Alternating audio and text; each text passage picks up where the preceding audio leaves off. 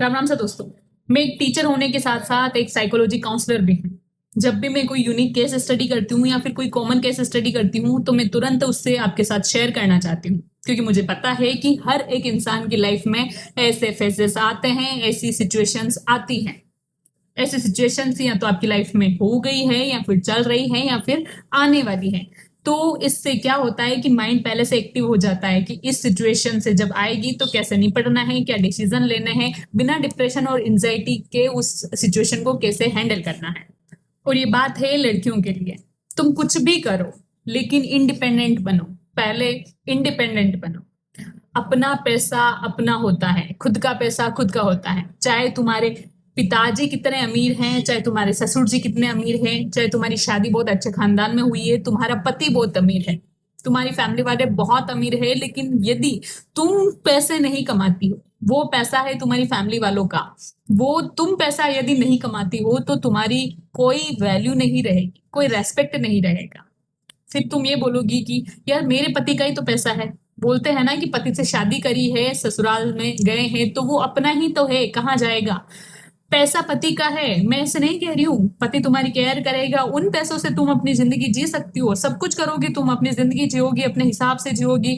उनका पैसा आपका पैसा सब कुछ। लेकिन एक बात है, सेल्फ रेस्पेक्ट, वैल्यू, है ना, और खुद के में जो सेटिस्फिकेशन वाली बात आएगी ना, सेटिस्फिकेशन वो नहीं रहेगी। फिर कितना ही पैसा हो, खुद अगर कुछ कमाते हो, मान लो तुम कम कमाती हो, चाहे 10,000 कमाओ, 20,000 कमाओ, लेकिन खुद का कमाओ, उससे वैल्यू बनी हुई रहती है।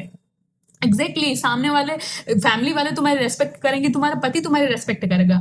इवन तुम्हारा पति कमाता है 5 लाख, तुम कमा रही हो 10,000, उसके सामने कुछ भी नहीं है ये। लेकिन तुम कमा रही हो, ये महत्वपूर्ण है। कितना कमा रही हो ये महत्वपूर्ण नहीं है। ठीक है, सब कुछ चीजें आप बोल रहे हो कि खर्चा वगैरह पति के पैसों से हो जाता है, बहुत अच्छे से हम लाइफ जी सकते हैं, घूम सकते हैं, फिर सकते हैं, कोई दिक्कत नहीं है। लेकिन फिर भी खुद की सेल्फ रेस्पेक्ट के लिए तुम्हारा कमाना जरूरी है।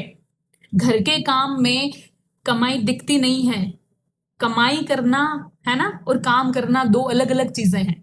लड़कियां सुबह से लेके शाम तक, अपनी मम्मी लोगों को देख लो, सुबह से लेके शाम तक कितना वो काम करती है, लेकिन क्या उनका पगार उनको मिलता है, उनकी सैलरी उनको मिलती है? नहीं।